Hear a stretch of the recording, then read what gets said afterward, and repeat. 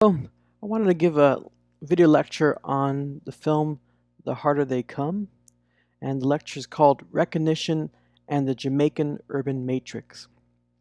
Now, the concept of recognition is really important, right? Ivan is a protagonist who's moving from the countryside to the city. He's a man that has big dreams and big hopes, and ultimately, he's someone that wants to be recognized. And we'll see how this process of recognition, which ultimately becomes a process of becoming a commodity, ends up, uh, we could say, metaphorically, destroying Ivan's soul in a lot of ways. Although, on the other hand, we could see it as there's something hopeful in this his manifestation as a cultural commodity. So we'll talk about the tension in the film between uh, this this aspect of the text of Ivan becoming a symbol, an icon for his community. Now, let's so to make the film more tangible, in case you want to write about it for the final essay or the final exam, we need to understand the film's complexity, right?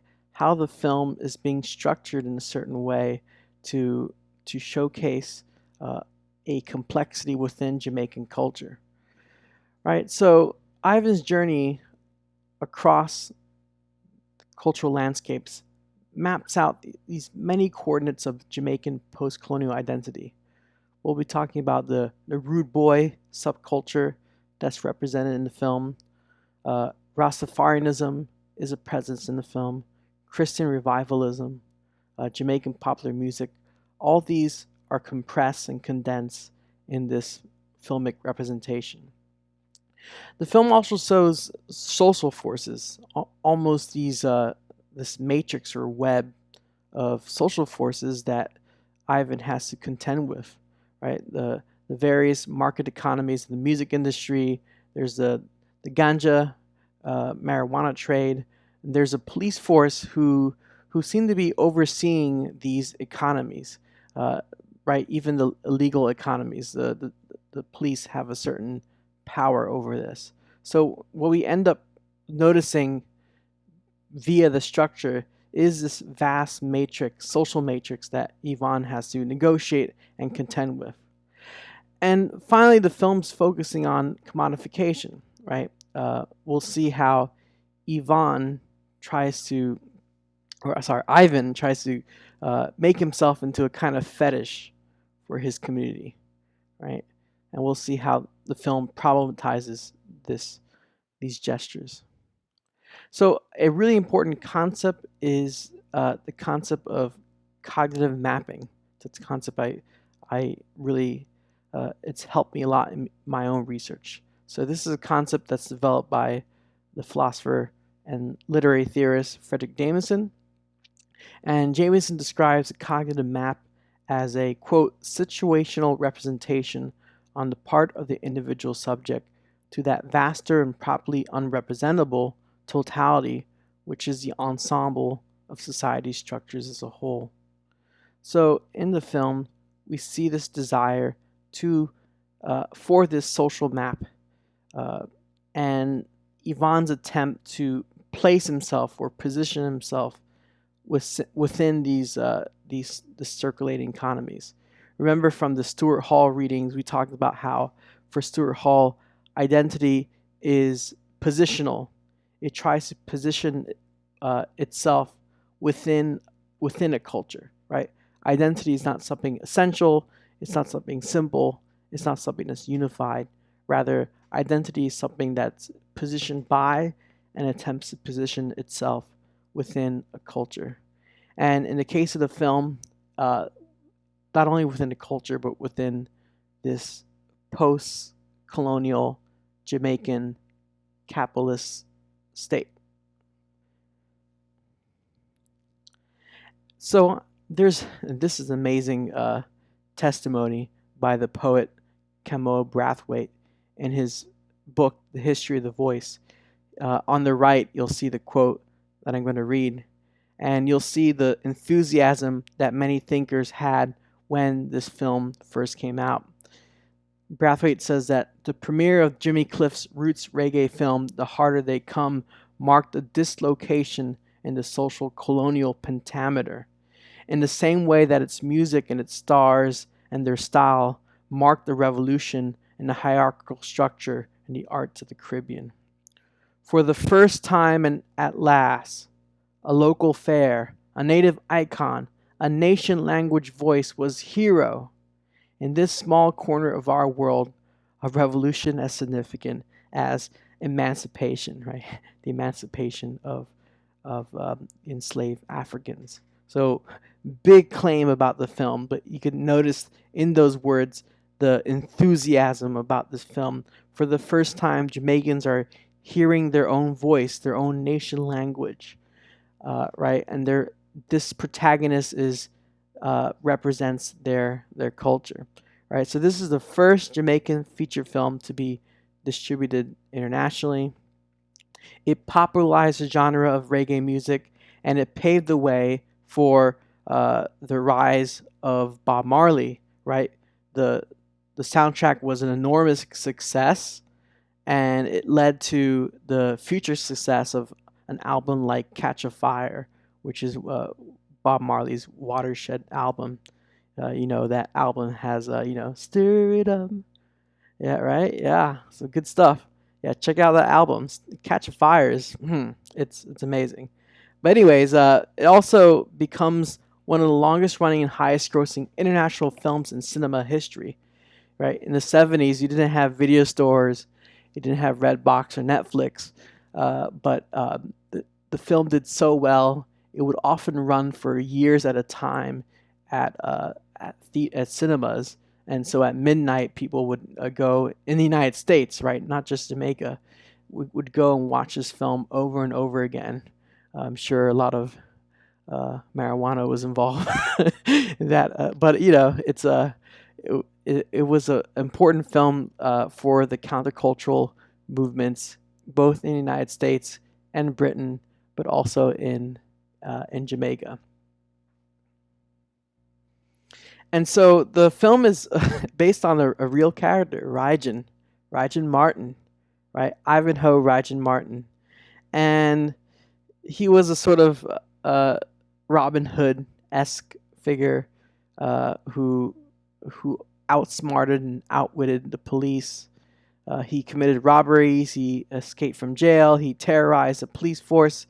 Like in the film, he would send photos and letters to the press and became a kind of superstar among the people, right? And when he died, an estimated 5,000 people flocked to the morgue to see what the newspapers called the man who could make himself disappear. So the film is embodying this folkloric historical figure of Ryjan, right? And so the film is also utilizing what's called rude boy culture, right? You probably know the word rude boy from a Rihanna song, but it was a sort of archetype that was used in Jamaican music before the film in the 60s. And some of these songs are in the film. So, for instance, there's, the song "Oh 07" by Desmond Decker, right? And the Aces. Great song, by the way, right? It talks about the rude boys, shooting the place up, right? Being violent, right? The rude boy is always this hyper masculine figure that that is, who solves his problem with violence in a lot of ways.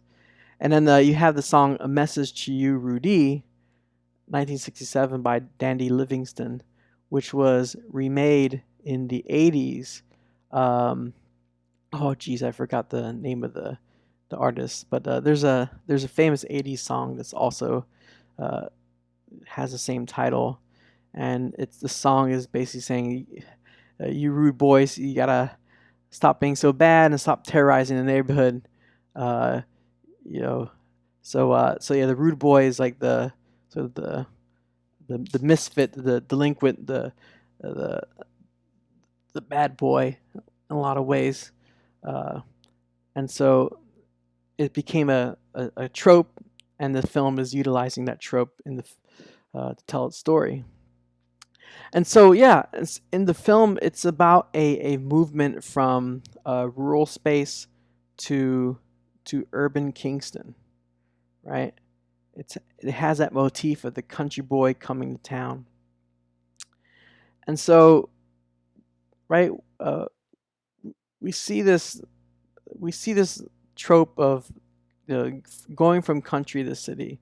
We saw this clearly in A Bang, right, where Claire Savage also goes to the country, right, and it's in the country, it's in the rural space where she tries to have her initiation experience, trying to hunt the hog, right? Because she comes from the city, she comes from that place of privilege, and she's trying to go to the country to stake a claim for her identity, right, among the predominantly black community that she finds in the rural part of Jamaica. But in this text, in Harder They Come, it's a movement to the city, right? And Ivan is someone that does not have the same resources as the Savages, right? The Savages were a middle class family. Ivan is from the poorest class in a lot of ways, and so when he comes to see his mother, they steal all his inheritance, so he's sort of left with nothing to try to make a name for himself in Kingston. So right for the start of the film, you have the one of the first motifs, which is the a white car that keeps appearing in the film, and the white car is a status symbol. So we see it when he's on the bus, looking out the window. Hilton's own car is white, and finally, there's that car that Ivan takes for a joyride when he transforms into a rude boy. And then the song that's playing is "You Can Get It If You Really Want," right? And Jimmy Cliff wrote the music for the film, so it's important to analyze the lyrics of the songs together with the images, right? So he's going into Kingston, and in his mind, right, you have that "You can get it if you really want, but you must try, try, and try, and you'll succeed at last." Which which will sound like it's a discourse that is conducive to a capitalist subject, a neoliberal subject, right? So if you work hard enough, if you can manage the system enough, you will be successful, right? There's really nothing holding you back, right? Uh, the song says, although there's persecution, uh, win or lose, you're about to get your share, right? So Ivan is going to the city for the first time, and he has this neoliberal dream of working hard and trying to make a record and become famous, right? And we'll see that um, this dream will be a dream. It's a fantasy meant to uh, lure people into the economy of the capitalist economy of post-colonial Jamaica.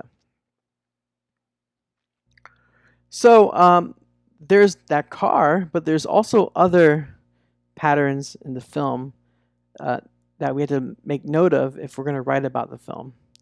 And we'll see how events or images foreshadow and prefigure other parts of the film so that you get a really interesting texture in the film.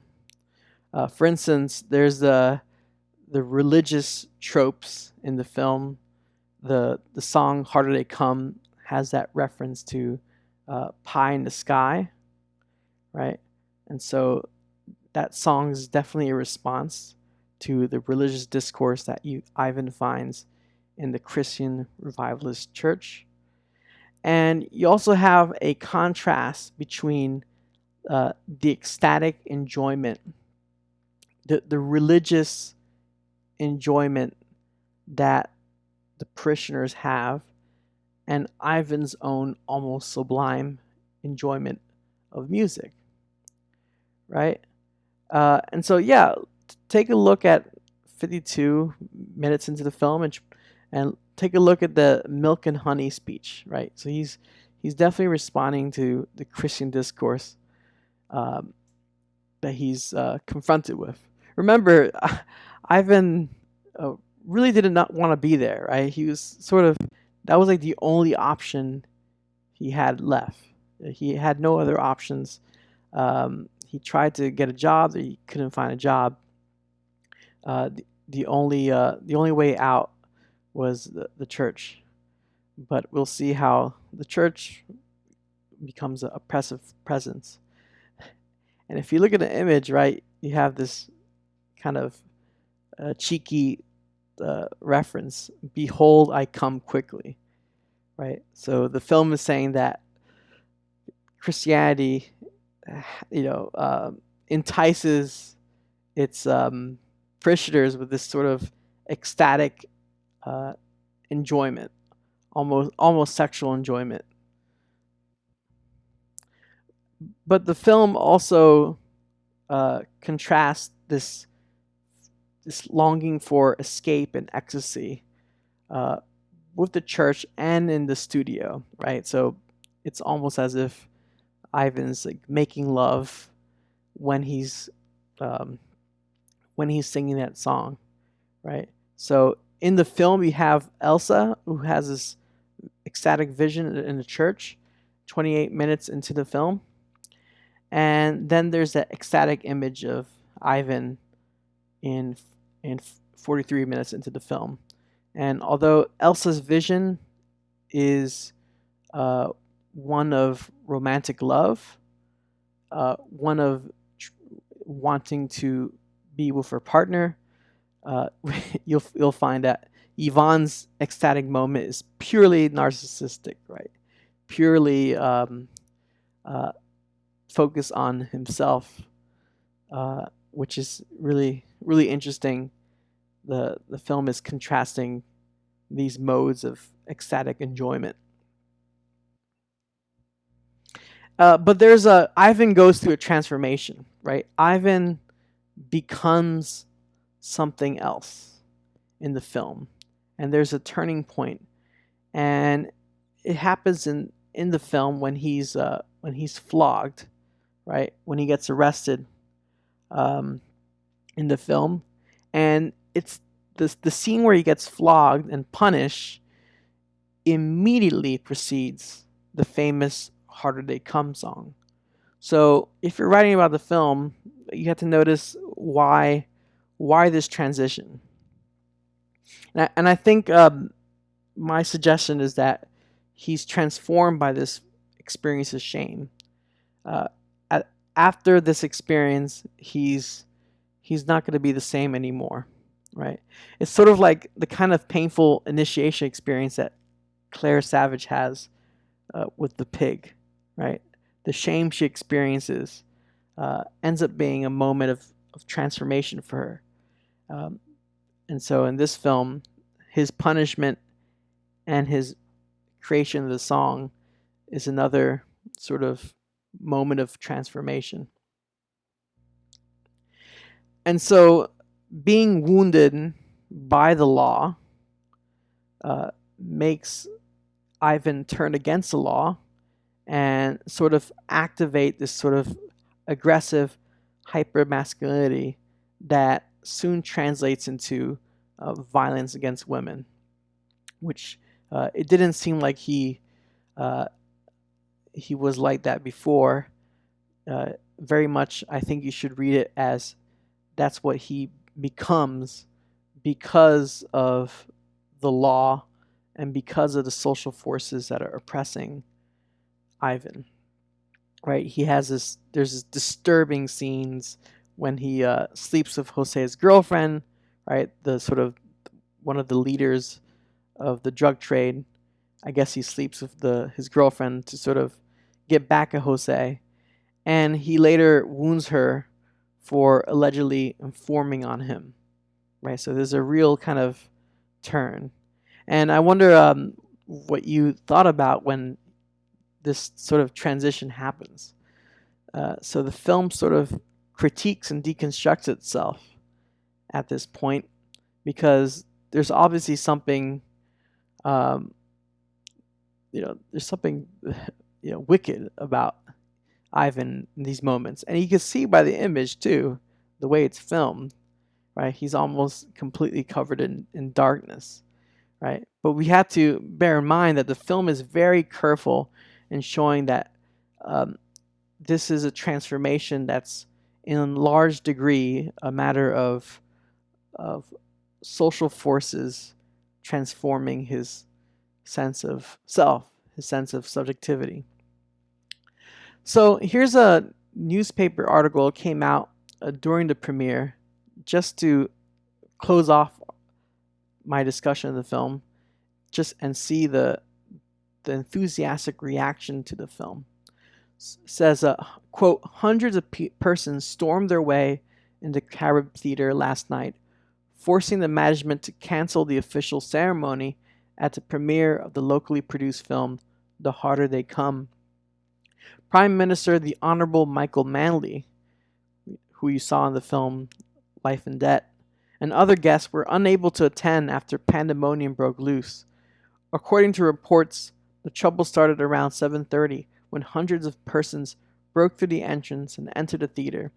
Doors and other parts of the theater were damaged. A number of persons sustained minor injuries. The fence around the theater was torn flat to ground. Doors were ripped open. Water pipes from the toilet at the back were torn away. Nothing, it seems, could stop that mob.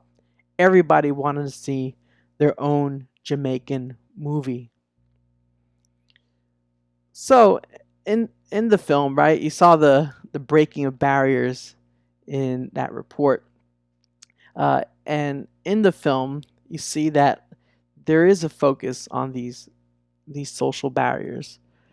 For instance, when Ivan's walking through the wealthy neighborhood while the song "Many Rivers to Cross" is in the soundtrack, he this is like him at his lowest point, and he tries to beg for work, and he can't receive that. And here's a on the gate you have this sign during at the pastor's house. It says, "Don't piss or urine on this gate. People are living here. Thank you." Right? You can see the sort of weird sentence, right?